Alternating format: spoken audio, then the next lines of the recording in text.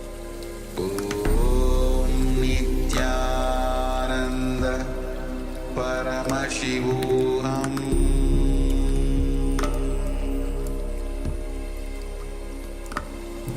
Om Nithyananda Paramashivoham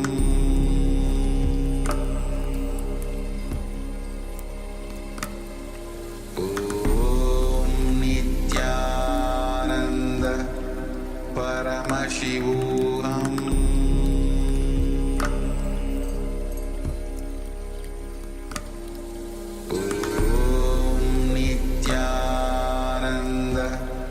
Paramashivoham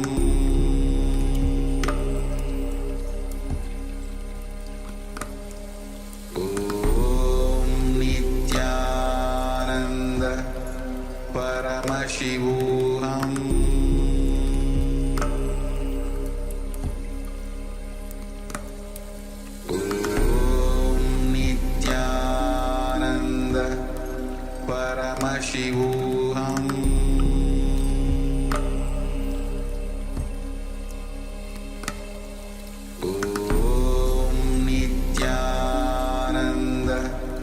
Paramashivoham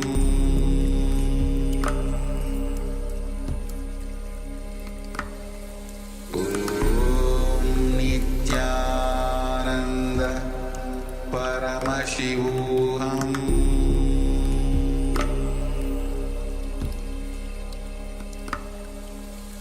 Om Nithyananda Paramashivoham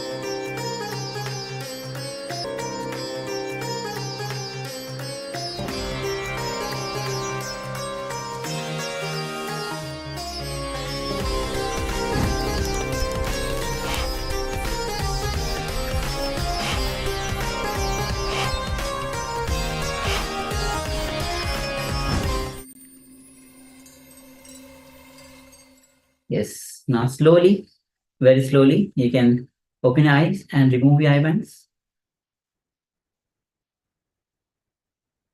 And with this deep, restful awareness, let's take a moment and share what was revealed to you. Understand, every time that you manifest the power, it's not just about seeing the object or any revelations. Of course, you are manifesting the power, but the moment you start seeing the powers, of course, one side you are legitimizing that these powers are real and existing, and you have that possibility to manifest the powers. There are more than 460 powers that Paramashiva has revealed in the Vedas and Agmas. And the moment you start manifesting, this is the power of Shaktis. It comes from oneness and leads you to oneness permanently, which is the ultimate conscious breakthrough for which Swamiji has happened to give all of us. And we have waited from many lifetimes. Yes, for many of us, when we get in touch with these powers for the first time, they seem to be too much, too grand, too much to be real. But once we experience it, we get to know about our true potential. And then in the scriptures, and Swamiji also tells us that the powers, they themselves are not the ultimate, but they lead us towards the ultimate. So once we have that confidence, yes, these powers are something I can manifest, then we understand, yes, there's something which is far beyond, something where Swamiji is established in continuously, permanently, something that I can also manifest. If these powers are something that I can also manifest, then this ultimate space is also something that I can manifest. So let us all make it a habit and manifest powers every day. That's the best way to get grounded in the higher reality. Take a moment and share vividly all the details that you have experienced, whatever you have seen during this round of the power manifestation. Yes. So now, please go ahead and share. Okay, we already have one sharing. Manita Guru Prasad shares, felt a dark energy, dark color, maybe a deity, but also not clear. Okay, thank you, Ma, for sharing. Thank you for sharing. Yes, Ma Anuparma, you're also joining for the power manifestation. Go ahead and share your experiences, Ma. Let's go. And we also invite Ma Divyananda, go ahead and share. All the YouTube viewers from other social media platforms, go ahead and let us know what you experienced during this round of the power manifestation.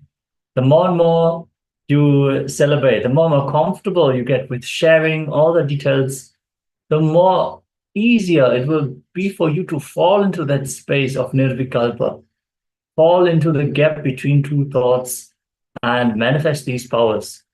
So it needs to become natural, not only second nature, first nature.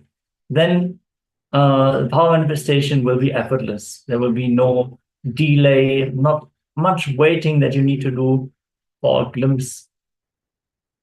So let us practice this power manifestation more and more, and also go ahead and share what we experience. All right, so let's move to the verification. We'll be projecting the image that we had shown before. So yes, so this is the image. You can see a beautiful scenery where you can see a lot of colors, especially just in the middle. There's a temple with, you can see a lot of red, black, green, various other colors. There's numerous colors. And you can see it's a field. Most probably it's a temple, and on the sides also there are small structures.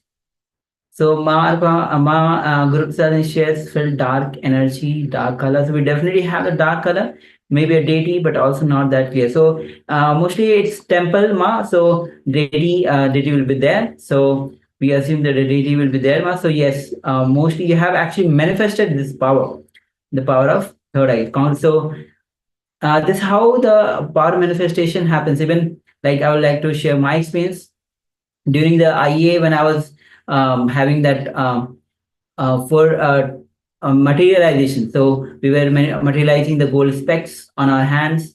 Just after the manifestation, slowly at the initial there was no gold particle, but slowly bits and small pieces, particles of gold specks started coming. So I was also shocked and surprised that never happened, but just being in the presence of Swamiji just manifested. And that is really what this power manifestation is about. It is not about proving that you can do something great. It is just about sitting with the master, sitting in that space that the master is established in all the time. And Swamiji is so available for all of us. We just sit, we just chant the Mahavakya, and he's there. He's manifesting through us, and he's showing his presence through the power manifestation. So this is one of the beautiful opportunities to just spend some time with Swamiji consciously. He's always there. He's always available. That is different. But for us to say, yes, Swamiji, I know you are here. I know you are manifesting. So let us play with these powers that are already mentioned all over the scriptures. Let us revive this science. Let us express this playfully. Yes. So thank you for all for participating and sharing your manifestation. With this, now we'll be entering into the next session. Yes. Understand that your sincerity here, it will manifest in multi-dimensions in your life. It is not only that you will be more adept in power manifestation. It is not only that your feeling connection will be strengthened. No.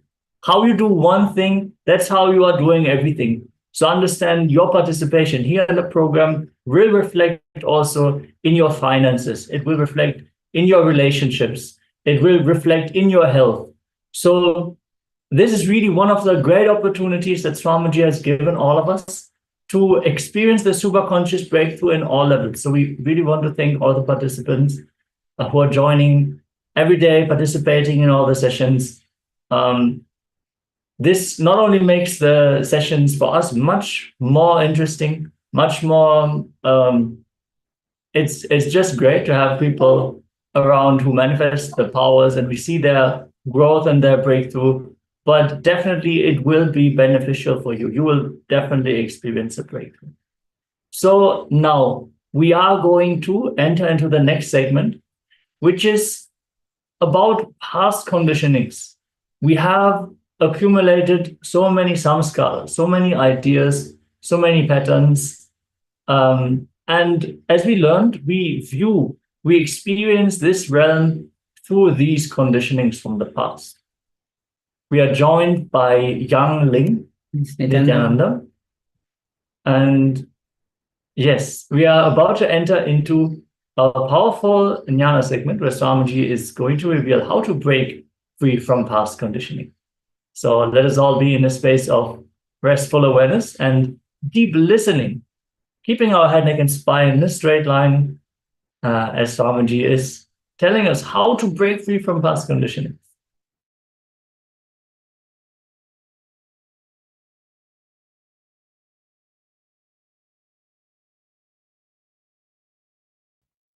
I'll read the sutra. Viparyayo mitya jnananam atatrupa pratishtam. Viparyayo mitya jnananam atatrupa pratishtam. Let me give this sutra for the sake of recording. If you don't understand the English, it's okay. I'll give the translation. Interpreting based on past conditioning leads to misconception or wrong understanding. Let me repeat the translation. Interpreting based on past conditioning leads to misconception or wrong understanding.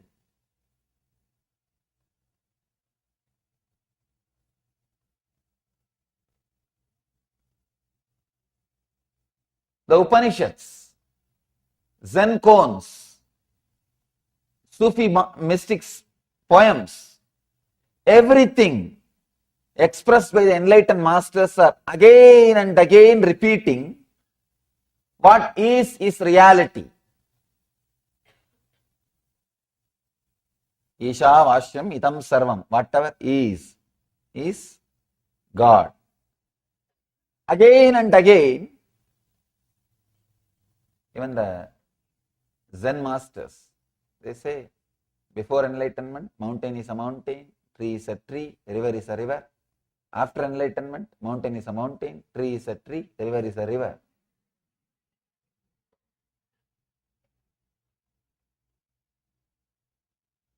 Then what the hell are we doing? Sorry, what the heaven are we doing? Working for enlightenment.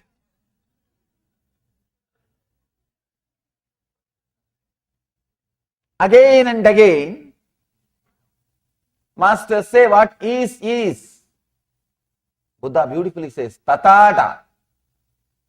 The word needs to be understood, the isness. Then what is the problem? Where problem starts? Problem starts with our wrong understanding, as Patanjali puts it here. Viparyaya. Please understand, it's an important word. I can say the key. Just today morning, the press meet, one of our journalists asked me, Swamiji, how do you ask us to meditate? What are we supposed to do? You speak about meditation. Should we close our eyes and sit and meditate? What we should do? I replied him, in the initial level only you need a technique. You may need to close your eyes and sit for half an hour or 45 minutes, do something. But actually, the real essence of spiritual life is not even meditation. This one sutra, complete understanding, completely understanding, stopping the misunderstanding is real meditation. Please understand. Meditation is not just an activity you do for some 10 minutes or 15 minutes or half an hour per day, and you leave it. No. It's a quality of life. In the initial level, maybe it is necessary for you to create a concentration and center yourself. So half an hour sitting with closed eyes, okay. But that is not the end. Techniques are like boat. But this teaching, what Patanjali is giving in this sutra, is like a river. Boats are okay in the initial level, but boat is not life. That is not life. Life is river. Here, Patanjali is giving a very beautiful technique, amazing technique. You can say the essence of spiritual life. When I read each sutra, I feel like this is enough, nothing more is required. You don't need anything else. Any single sutra, if you take up one sutra and contemplate that, that's enough. Nothing else is required. Nothing else needs to be done. One sutra, if you can internalize, that seed is enough. It will bear its fruit. The fruit will be your enlightenment. Sometimes I feel you should not read more than one sutra per day. Because if you read too many sutras, your mind will skip from here to there, here to there, here to there, here to there, and you will not internalize. You will not meditate on them. But if you read only one sutra, your whole mind will be working on it. Or that sutra will be working on your consciousness. Your whole being will be filled with that one sutra. You will see that sutra starts expressing itself inside you. It starts expressing itself inside you. Interpreting based on past conditioning leads to misconception or wrong understanding. The whole thing, whatever problem you have, can be solved with this one key. Because your whole thing, whatever problem you have, everything is just because of one reason. That interpreting based on past conditioning leads to misconception or wrong understanding. Please understand. All your fear, all your greed, all the things which you think as your identity, all your worries, whatever you think as disturbance, misfortune in your life, can be sorted out with this one understanding. If you look with a little sympathy, little compassion, and compassion towards this moment will completely open a new door. You will have a new understanding. When you don't have compassion to this moment, you always judge this moment with your past experience. Please understand. I am giving you a new key. Have compassion towards this moment. Have compassion towards sympathy, towards present moment. We never have a compassion towards present moment. We are always violent with the present moment. That is why we kill it with the past. We kill the present moment with the past. We are constantly waiting for present moment to come so that you can kill it with your past. You can destroy it with your past. You can abuse it with your past. Abusing the present with the past is what I call hell. Continuously we torture, we disturb the existence by killing the present moment. Please understand. The eternity comes in front of you, presents itself to you in the present moment. You can touch the eternity only by touching the present moment. You can see very clearly. You can't touch the past. You can't touch the future. You can touch the eternity only by touching the present moment. The present moment is the only way you can connect with the eternity. But when you don't connect with the present moment, if you are constantly torturing it with your past, you are creating misconception, wrong understanding.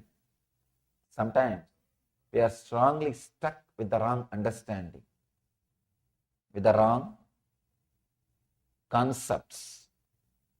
That is why Patanjali gives a very beautiful, actually just before the sutra, he has given wonderful concept. I wanted you to know that sutra also. You will understand. This 8th sutra, if you know the 7th sutra, actually both of them are in a way interconnected. He says, he describes about knowledge, pratyaksha, anumana, agama. These three are right knowledge. In the 8th sutra, he speaks about wrong knowledge. In the 7th sutra, he speaks about right knowledge. Both are interconnected. That's why I wanted you to understand the 7th sutra also. If you understand the 7th aphorism, 7th sutra, you will understand the 8th sutra in much better way. In the 8th sutra, he says what should not be done. The 7th sutra, he says what should be done. What should be done? Please understand. He says, pratyaksha anumana agama pramanani, means perception through senses, conclusion arrived at through that cognition, and the words of an enlightened master are the three ways to gain correct knowledge. That are the three things which gives you the right knowledge. The 8th sutra, he says about the wrong knowledge. Wrong knowledge means interpreting based on past conditioning leads to misconception or wrong understanding. For example, if you are hurt in the past by somebody who is wearing a white dress, whenever you see a man with white dress, you will always have that fear, that sankata, means discomfort. You will always carry that. That man and this man is no way related. They are no way connected. No way, even know each other. But you carry that. You pass a judgment. You carry your past. With that past, you try to constantly judge the present. With the past conditioning, when you try to judge, that leads to misconception. Please understand. That leads to misconception.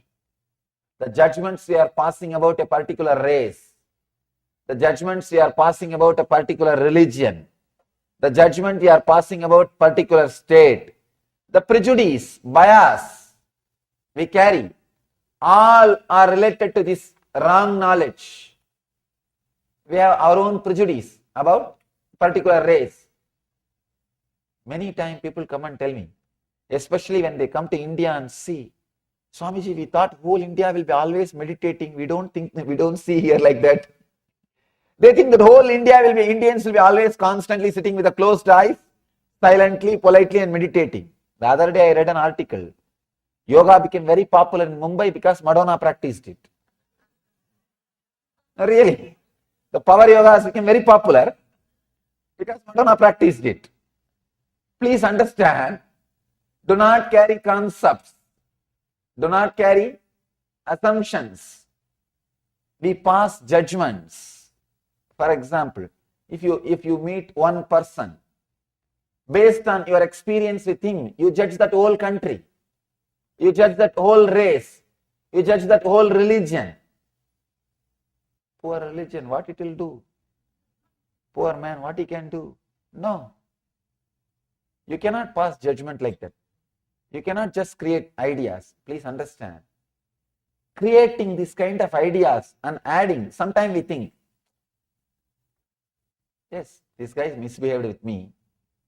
I know it's not that all the people from his religion or from his country will misbehave with me, But even then I can have a casual opinion. What is the wrong? Nothing wrong. So when you casually chat with your friends, you pass a comment. You know, that guys, they are very egoistic. Their whole country is arrogant. You make a comment. You think, what is the harm in this simple comment? Nothing wrong. After all, I am not going to believe this. You yourself think inside. No. It is not true. I am passing a judgment against one race or against this country. How can I pass a comment? It's not true. One side of your mind will say. The other side you will say, no, it's not wrong. After all, it's okay. Don't think. If you repeat some words again and again, you will start believing it. So be aware of the words you are repeating. Please understand. The other day I was reading autobiography of a yogi, Paramashivoham autobiography. He says very beautifully, the power of words. The first few chapters, he describes few incidents where he uses particular words with a strong concentration.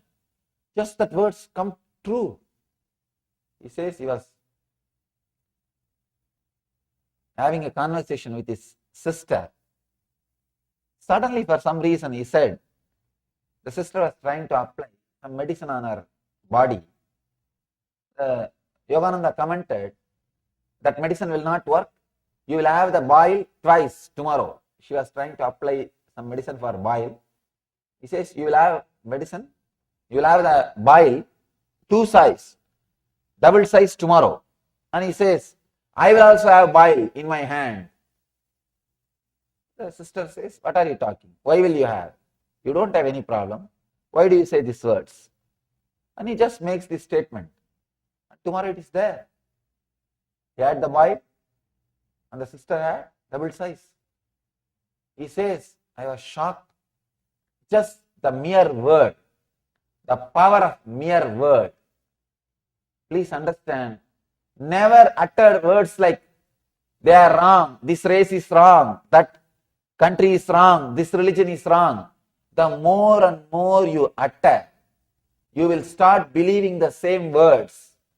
You will start strongly feeling that same words. One more important thing, the world is too small. Don't think, oh, if I make a comment about that country, it's okay. Even if I think that country is bad, it's okay. I'm not going to go to that country. Don't think. You may not physically go to that country, but any news you hear about that country will start kindling different emotions in you. I have seen many people suffering with unnecessary lust, unnecessary anger. I always tell people, keep the lust which you need for your day-to-day life. Keep the anger which you need for your day-to-day life. That is okay. But we suffer with unnecessary lust, unnecessary anger. Unnecessary anger means the anger which is no way going to help you, or the anger which you can no way exhibit. For example, you read some news about some country's president. In some country you say, these guys are killing their citizens. You carry a strong anger. This fellow is doing all these things. You carry a strong anger. Will you be able to do anything against him? No, you can't. You can't directly interfere in his life. You have neither right nor power, nothing. You can't do anything in his life. What you will be doing? You will be just sitting with that anger. Whenever you hear that guy is suffering through some news, you think, this fellow needs. You feel your anger is fulfilled. Your violence is getting fulfilled. You go on cursing. Please understand, this is what I call excess anger. Carrying the anger which is no way directly related to your life. You have so many opinions, so many ideas, so many concepts you carry, and you suffer joy or pain based on the concepts. I have seen people sitting in front of TV and crying for no reason. No way they are affected. The news which is told, no way they are affected. Either they cry or jump. Means excess anger, excess greed. unnecessary anger, unnecessary greed. All these things are based on this wrong knowledge. What Patanjali says, the wrong knowledge. Interpreting based on past conditioning leads to misconception. I have seen this enough in the life. Enough. I've seen, because I'm traveling all over the world. I'm seeing different race, different community, different culture, different religion, different nationality, different background, different kind of people. I can say if this one sutra of Patanjali, if this one teaching of Patanjali is propagated to all over the world, there won't be any wars. There won't be any wars. The world will become peaceful, blissful place. So much of peace will land on this world. The big problem is we quickly pass judgments about a particular race based on one person, about a particular group based on one experience. One experience is enough. You think, yes. My friend also told me, those guys are very arrogant. See, I realize he is arrogant. They are arrogant. You are just waiting. You are just waiting. Each country has jokes and comments about particular race or particular religion. Each country, they have jokes. In India, especially about Sardarjis. No, they have so much of jokes. And to tell you honestly, in my experience, they are the most devoted, spiritual and intelligent people. So deeply devoted, so deeply committed, giving nature. I wandered length and breadth of India, I tell you. I wandered length and breadth of India. I have seen so much that giving nature. The big problem is you pass comments easily. You pass comments easily. Not only that, after 2-3 times if you pass the comment, you start believing it. You start internalizing it. We need to understand an important truth. We are not that intelligent not to believe the lies which we are promoting. In the initial, you may start promoting some lies knowing that it is lies. After a few days, you yourself will forget it's a lie. So be very clear. Do not start a lie. Do not start a rumor. You will be suffering with it. You will be suffering with it. A small story I read somewhere in a book. One journalist who writes all tabloids goes on. Actually, lies can be sold, rumors can be sold much easily. Negative news can be sold very easily. It sells like hotcake. Negative news sells like hotcake. Just write some 10 positive things. One enlightened master came. He did so many good things and he is doing so much service. Who will read? No. But write some news about the drug or some news about the murder, some news about some criminal activities. Paper will sell. Negative things can always be sold. So this guy who lived his whole life by creating and maintaining rumors, creating and sustaining rumors. This guy dies and goes to the court for judgment, the upper court. There, Saint Peter is standing. He says, "Oh, tabloid journalist, no. We don't let you inside heaven. Go to hell." That guy says, No, give me just one day. I'll go around and come back. I'll just see the heaven only once. This guy says, no, you have no work here. You have no business here. Here no news comes. All saints are happily sitting in the cloud and singing hallelujah. There is no news. Everybody is completely settled. Here nothing happens. Go to hell, you will have a lot of news. All famous people are there. You will have enough news. This guy says, no. I wanted to just see one day. Saint Peter says, it is impossible, we can't allow you inside. Then this guy tempts Saint Peter. This guy is an intelligent guy.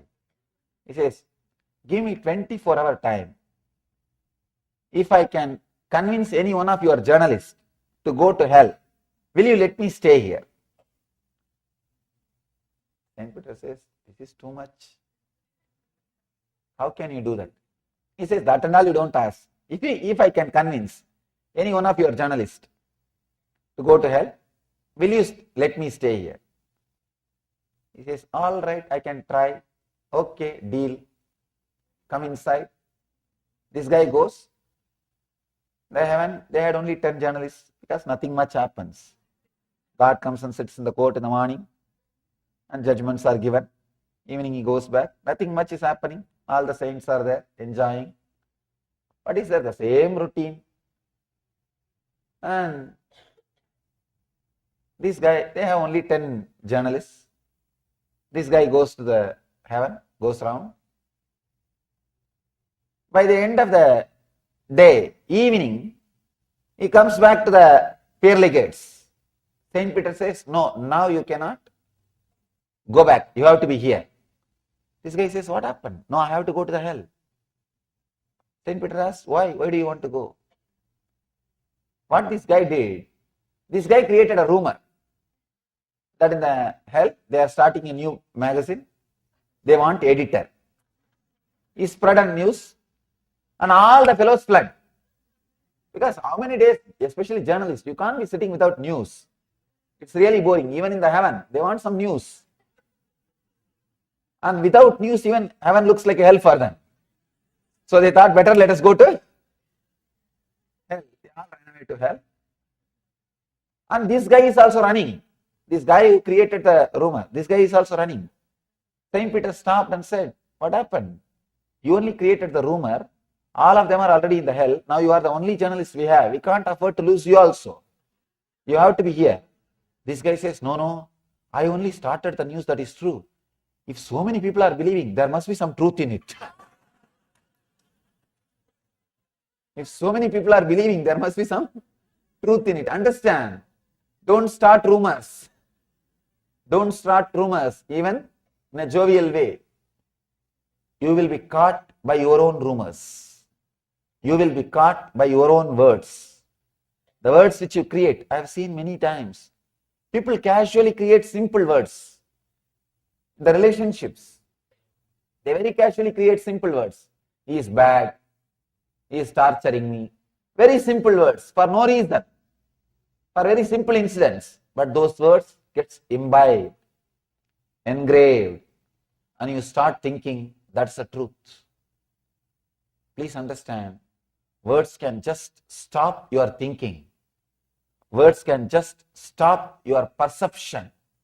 Words can just stop your conscious flow. For example, if you are in a particular situation, if you are open, fresh, alive, without the past conditioning words, you can handle that situation directly. You can live that situation directly. You can experiment with that situation directly. You can experience it directly. You don't do. You have some idea. You have some idea. You think, no, I know. This is what is going to happen. I know. You see, I was telling you the other day, this guy is like this only. Your mind comes to a confirmation and immediately you jump and start taking action. Look into yourself. All your suffering, I can say capital letter ALL, all your suffering is just with this one problem, carrying, interpreting based on the past conditioning leads to misconception or wrong understanding. Wrong understanding means wrong decisions. Suffering, you can see in your life. You don't wait till the situation comes in front of you. You take your own decisions, your own ideas. Mind becomes chaos. Mind becomes chaos, completely confused. with the past engrams. You go on and on and on interpreting, create problems. Actually, many times you can see, by the time you create a whole problem in your imagination and be ready with all the weapons to attack the other person, he comes, when he starts talking to you, suddenly you realize, oh God, there is no problem at all. He did not even think about it as a problem. Here you are waiting with a high BP, with all the weapons. If he utters that word, I will utter this word. If he talks that word, I will talk this word. If he says that word, I will say this word. If he brings up that argument, I will bring this argument. You are ready with all the arguments, weapons. That way makes the whole thing simple. Suddenly you feel empty. But now you feel, what is this? How can this be? I prepared so much. All this preparation has become waste. You start the fight. Because you don't want to feel that you wasted so much time preparing for the fight. You can see this many times in your life. With your spouse, you can see. You can see by the time she or he comes back from the office, you are ready with all your arguments. Sometimes you even start taking notes on the refrigerator. There will be white paper and these guys take all the notes not to miss the points. You are ready with all the arguments. When the other person comes back, he doesn't even remember the whole fight. Doesn't even remember the subject. But what to do now? It is too much for you. You cannot leave what you prepared. Now whatever you prepared, you have to express it. You start. That's the way life goes on. Understand? Our judgment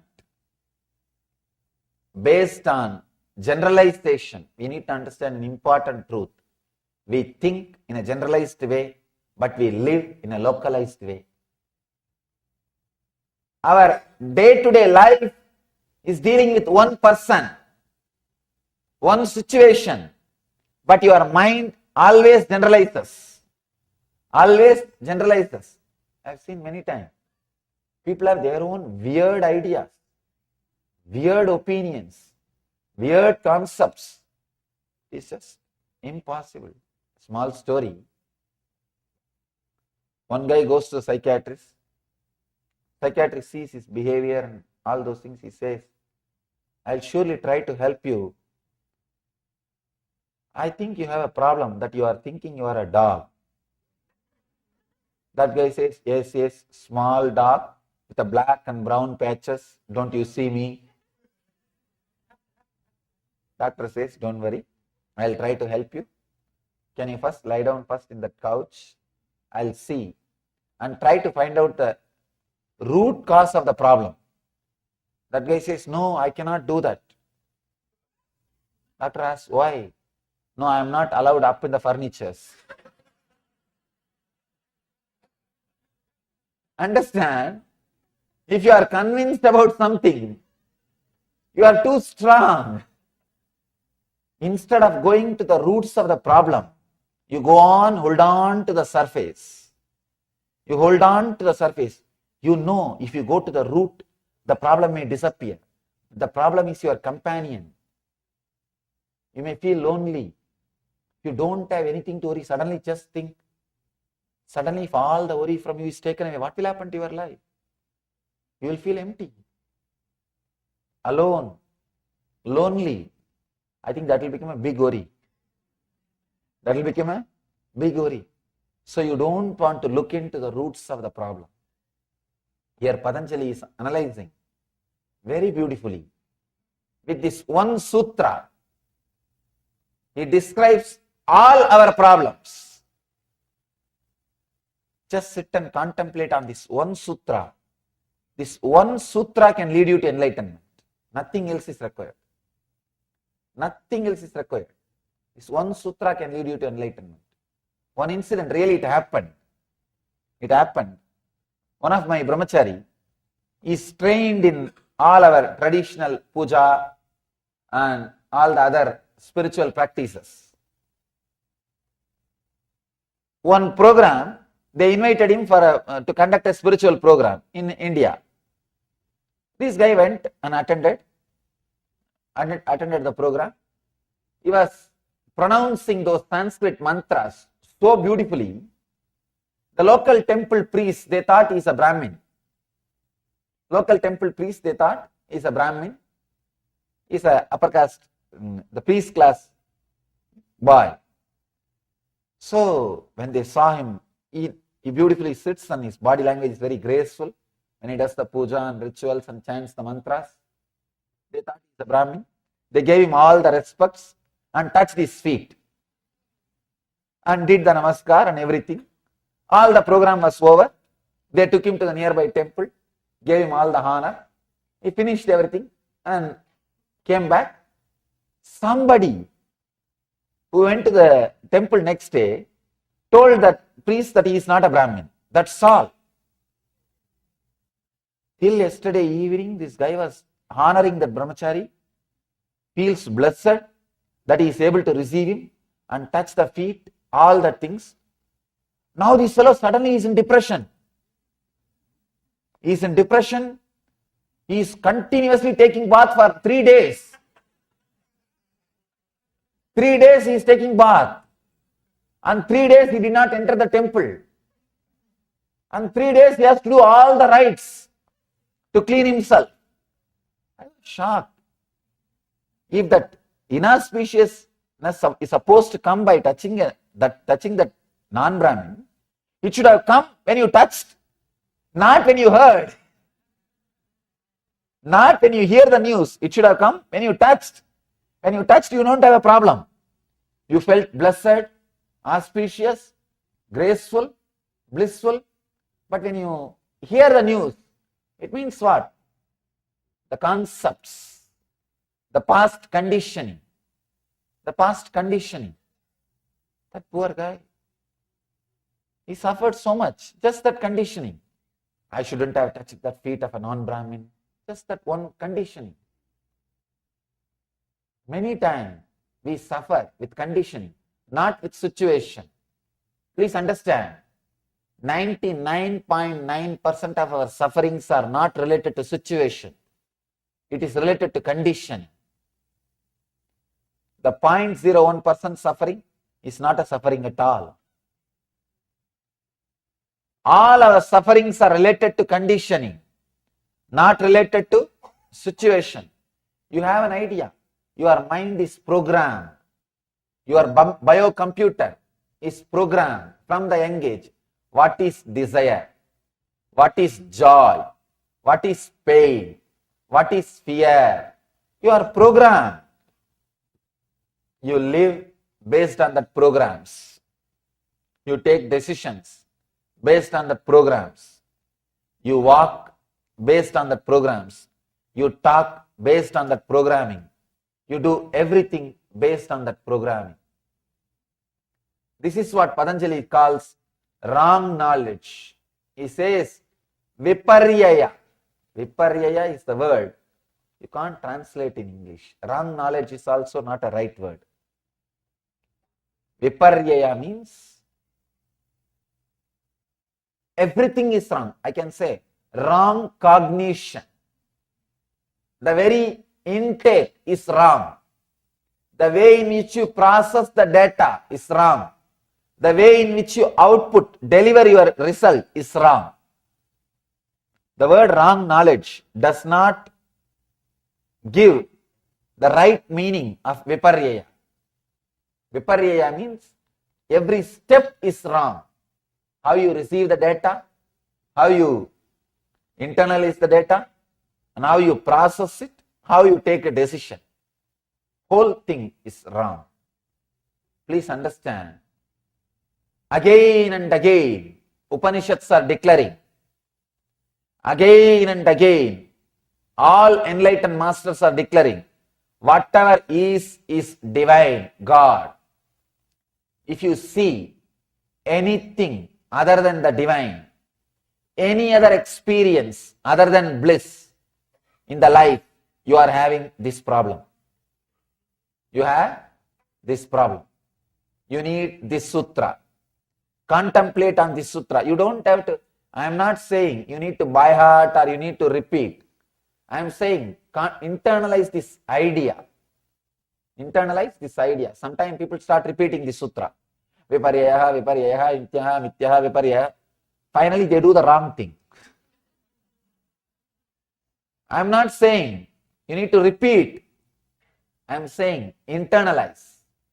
Constantly contemplate on this mantra, on this sutra, on this idea. Interpreting based on past conditioning leads to misconception or wrong understanding. Do this as an exercise, homework. Just sit for 1 hour in the house today. Write at least 10 incidents. You can surely write 10 incidents. I can say 10, I am not even saying from your whole life. From morning till today, you can write 10 incidents. 10 incidents where you did the same mistake of interpreting with the past conditioning, bringing wrong understanding because of past conditioning. Just write 10 incidents. See how your mind is behaving, how your life is happening. You don't even have to bother or struggle to correct yourself. The big problem is, before even you understand the depth of the problem, you start correcting. That is where the problem starts. The problem never ends. Just understand the depth of the problem, that's enough. Suddenly you will see the transformation. Depth of the problem. Just today, sit, work for half an hour or 1 hour. Write 10 incidents where you came to the wrong conclusion because of the past conditioning, and understood when you looked into the whole thing with a restful awareness.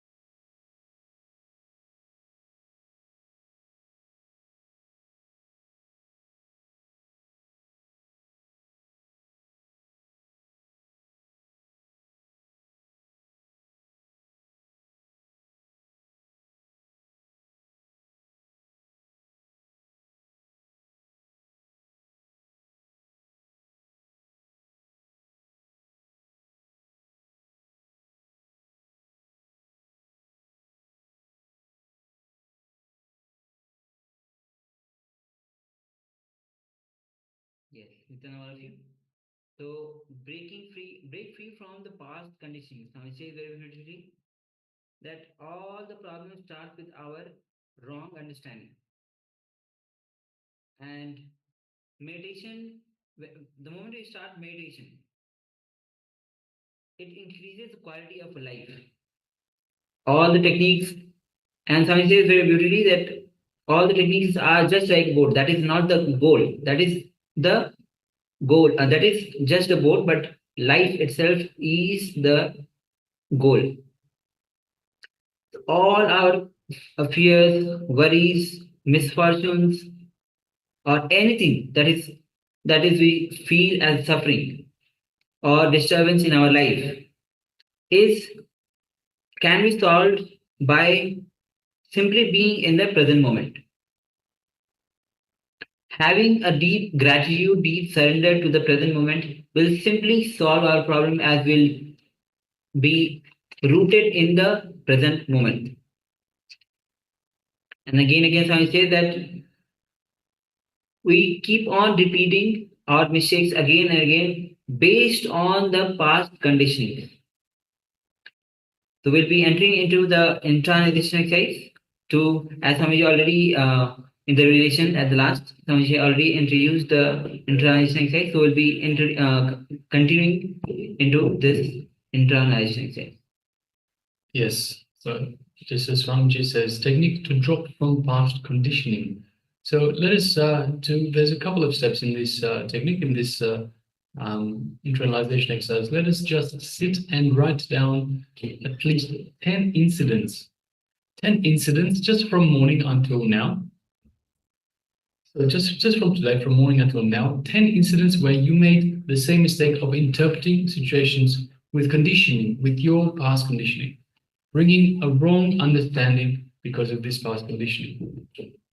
So identify 10 incidents just since morning, for today, where you where you made the same mistake of interpreting situations with your conditioning, with the wrong conditioning, bringing a wrong understanding, all because of this past conditioning. So we'll be displaying this slide for you. So requesting everyone, please gather a pen and paper and let us write this. So write this for yourselves. So identify 10 incidents where just since today, where you came to the wrong, you made a mistake of interpreting situations with your conditioning, bringing a wrong understanding because of this past conditioning. Let us begin.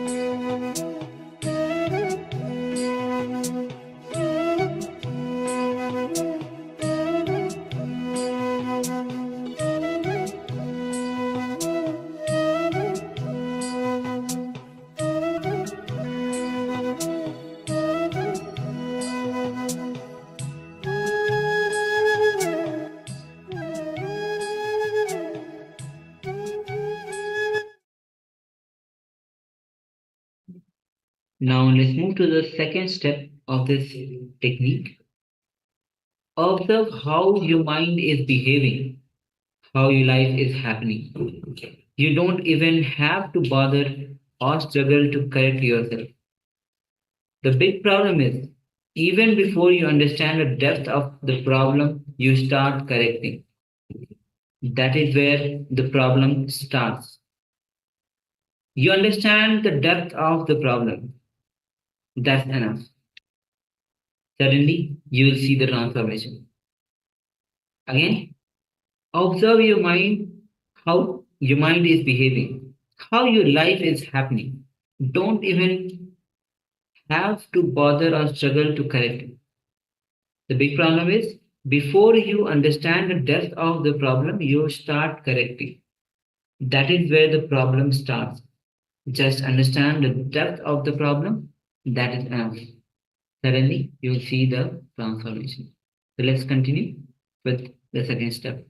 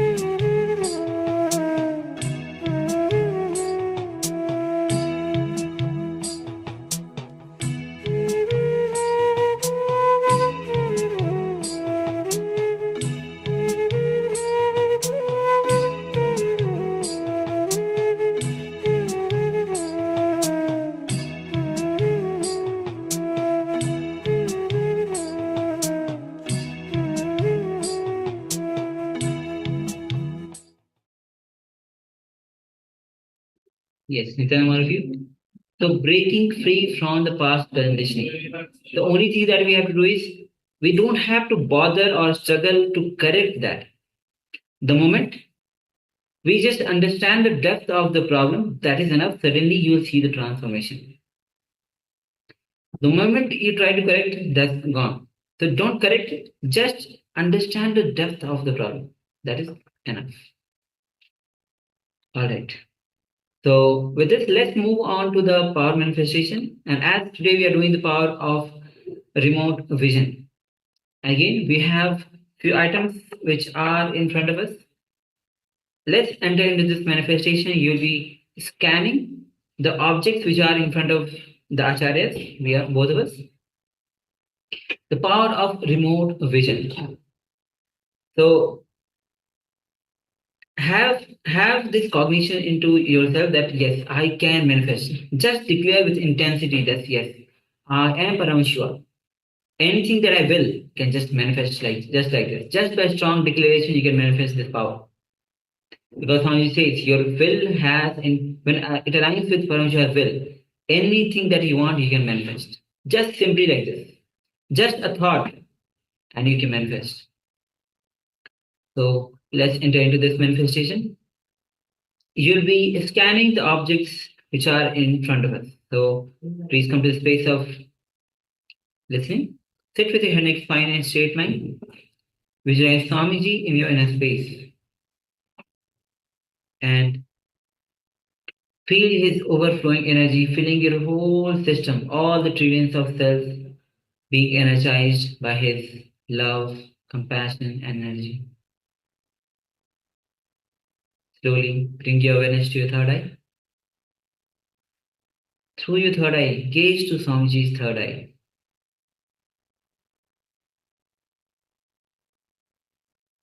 And start chanting the Mahavakya. Om Nithyananda Paramashivoham. Om Nithyananda Paramashivoham. Om Nithyananda Paramashivoham. Yes. As you vibrate with this Mahavakya, with deep feeling connection with Bhagavan, let's manifest this power of remote vision. Scanning the object in front of the Acharya. Let's begin this manifestation.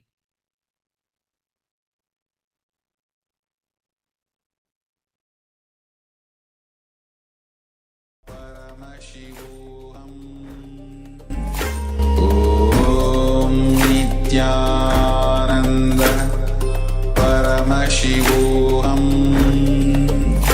Om Nithyananda Paramashivoham. Om Nithyananda Paramashivoham. Om Nithyananda Paramashivoham. Om Nithyananda Paramashivoham. Om Nithyananda Paramashivoham. Om Nithyananda Paramashivoham. Om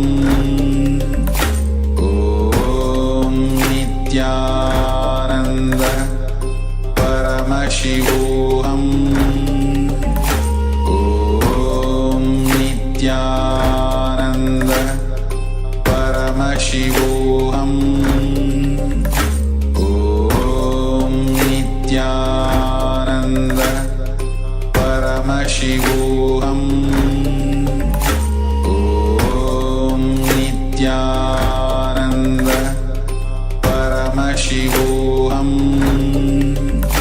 Om Nithyananda Paramashivoham. Om Nithyananda Paramashivoham. Om Nithyananda Paramashivoham. Om Nithyananda Paramashivoham.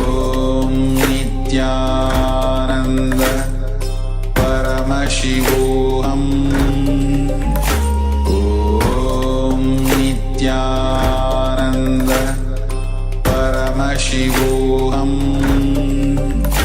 Om Nithyananda Paramashivoham Om Nithyananda. Yes, you can relax now. So this is the power of remote vision, requesting participants to let us know through the power of the third eye what was revealed to them, what are the items that are in front of us, the acharyas. So for those of you that have joined us late, so we have Ma Suganyan, welcome Ma, Nithyananda. And we also have Ma Yang Yen Hong, Nithyananda Ma, welcome back. So this is the power manifestation. Today we have the power of remote vision. And for today we have a number of items that we are having in front of us from the acharyas, and we are asking the participants through the power of remote vision to scan and let us know what are these items. So what items we have in front of us, what colors are the items, anything that can tell us about the items themselves. So requesting participants now, please share with us. If you've taken part in this power manifestation, share with us and let us know what was revealed to you in your third eye.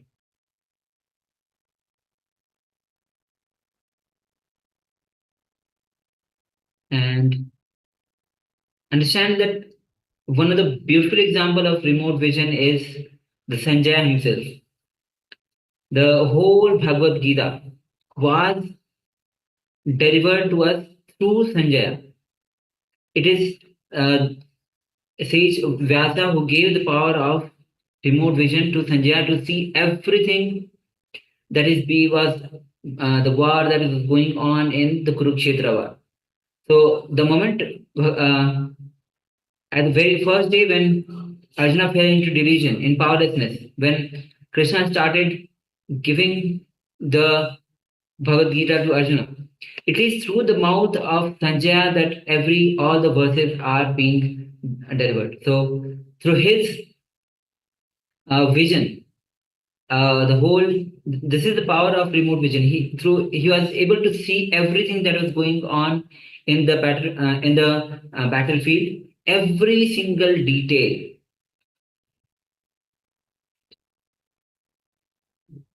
So take a minute and share what was revealed to you through the power of this third eye, through the power of remote vision, when you scan all the details of the object that we have in front of you. And of course, the power can come in very handy. You could, for example, let's say you're away from home and you're wanting to know if your home is okay, if something's happening at your door. You can just, through this power of remote vision, view what is happening in your own home. Or perhaps you might be curious about a particular monument that you might want to see, but you haven't had the time to actually search it out and look at it. You can just remote view it just by knowing the name of the monument itself. You can just remote view it and see what it looks like and appreciate it without actually being there in the first place. All right, so let us reveal to you what we have in front of us this time, this round. Yes. So I'm going to start with, we have a charger, so a simple charger for the phone. Yes, all white with a little bit of silver metalish ends. And we have a small wheel, maybe a wheel used for some small electrical device or something. So a small wheel, you can play with this. And we have one screwdriver, which is mostly the parts are green in color, and we have this metal which is not covered with green color. So it's kind of a tester where you can use it as a tester. So these are the items that we had in front of us. So even if you had been revealed with the colors or the object itself, you can congratulate yourself for manifesting the power of remote vision. And all the participants on YouTube also can start sharing their revelations. All right. So with this, let's move on to the next session, where Swamiji is revealing on the source of all knowledge. What are the source of all knowledge? So please come to the space of listening as we enter into this revelation by Swamiji. Let's begin. The purpose of the description is how to use this modification to lead us to joy, to lead us to bliss. I can say it can lead only to joy, then bliss suddenly happens. Is beautifully guiding us step by step. First, he described right knowledge, second, wrong knowledge, third, the beautiful vigalpa, imagination. Now fourth is talking about sleep. Step by step he is leading us. The right knowledge, then wrong knowledge, then imagination.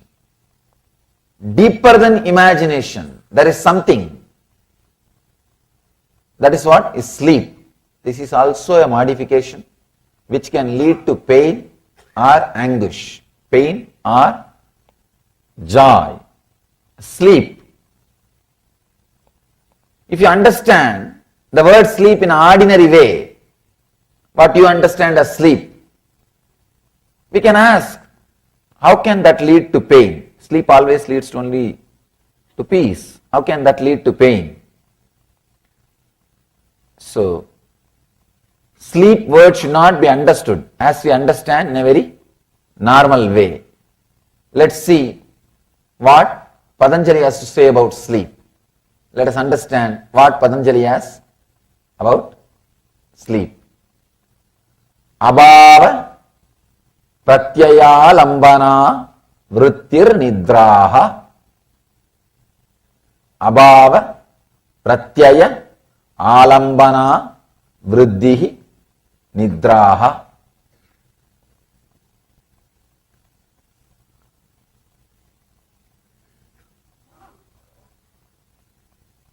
When I read each sutra, so much of appreciation and respect for Patanjali comes. Even this sutra, if you have a little Sanskrit background, you can see, you can understand. Right words, not one word extra.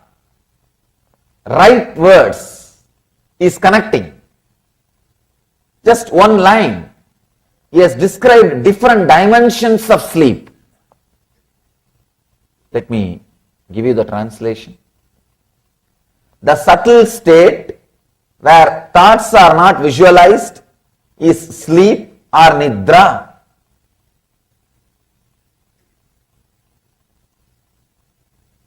Abhava pratyaya alambana vriddhi nidraha.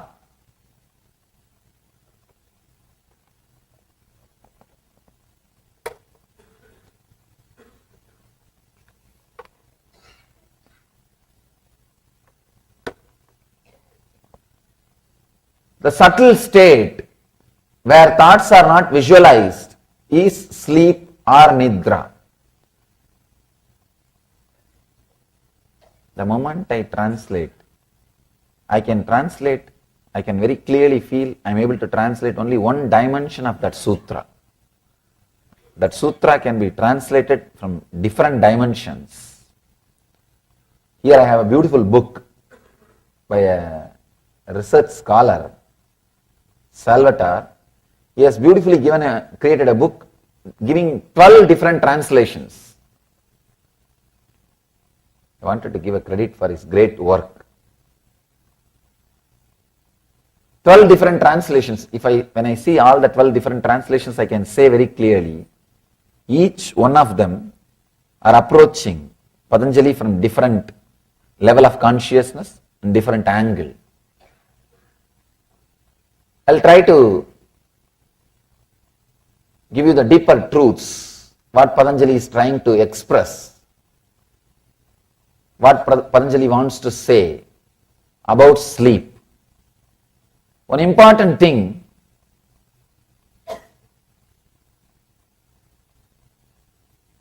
there is no beings which does not spend its time, part of its life in sleep.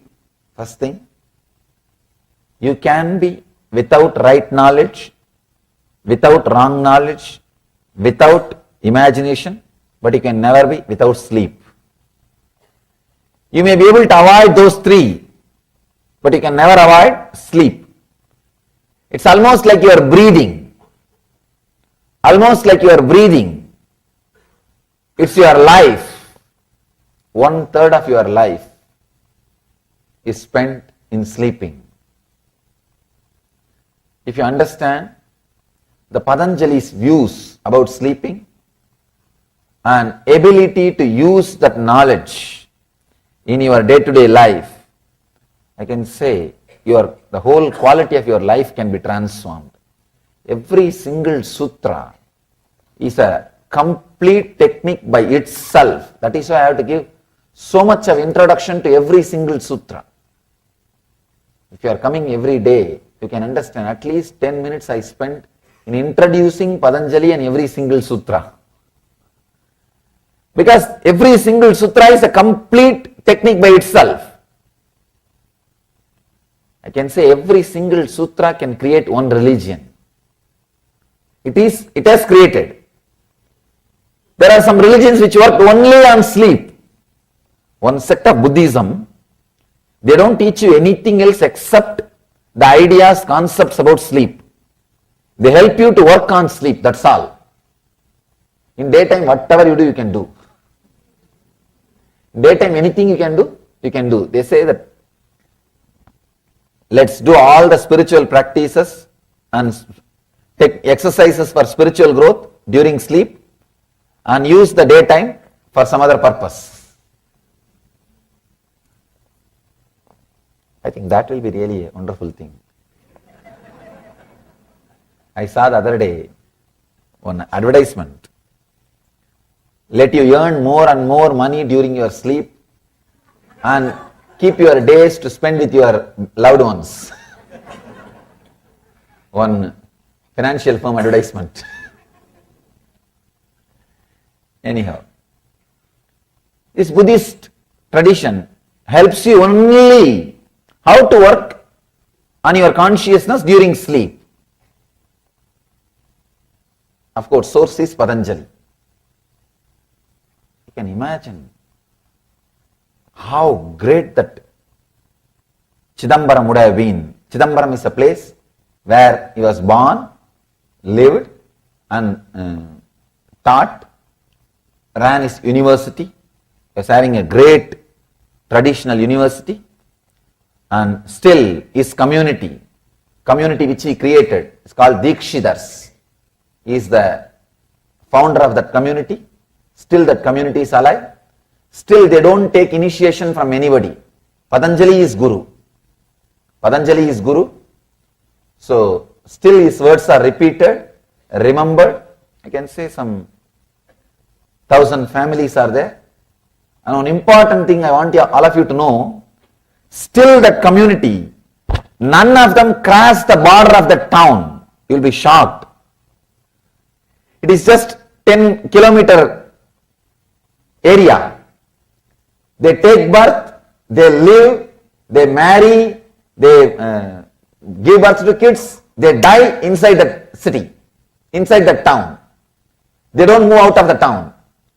They have a strong commitment to Patanjali and Nataraja. Nataraja is a Shiva. Shiva is the master of Patanjali. Patanjali became enlightened through the Shiva's darshan. Still, that community has committed itself for this knowledge. Whoever comes to their place, they teach, they share this knowledge, they make this knowledge available, they run the temple, and they have taken the vow, they will not cross the city. Sometimes I feel surprised. Even in this age, can you imagine? The education is available to them. Everything is available to them. But they decided no. We will spend our life, dedication, sacrifice. I can say it is their sacrifice kept this knowledge alive, unpolluted for us. There are so many scriptures which suffered interpolations, but I can assure, guarantee, this book is pure because this community took care. I remember them with all my love and respects for their great service to the sutras. They are called Chidambaram Dikshitars. Still that community is there. They maintain this scripture. They preserve. It's because of them we have this knowledge. They have dedicated their life. It's unimaginable, not moving out of one city from birth till death. And there are so many things to see in the world. Even the youngsters, this generation, I have met many of them. I ask them sometime, don't you feel like going outside, or your elders are stopping you? They said, no, we decided to dedicate. Our elders are not saying, they say if you want to go, you can go. No problem. There are very few, I can say 0.1% went out for some purpose. They also go out to run some temples there, that's all.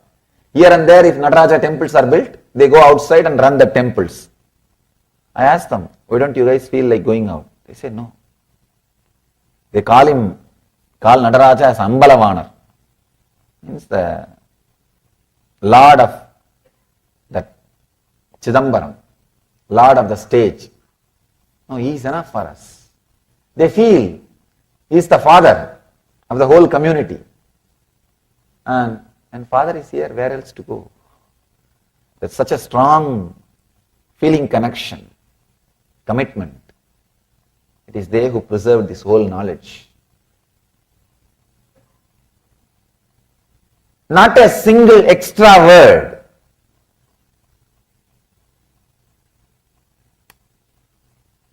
Abhava, pratyaya, alambana, vriddhir, nidraha. The subtle state where thoughts are not visualized is sleep or nidra. He is not only talking about the sleep which you experience in the night. You lie down, there is no dream, there is no thought. Early morning you wake up, you know only that sleep. We remember only about that sleep. He is not talking only about that sleep. That is also one kind of sleep.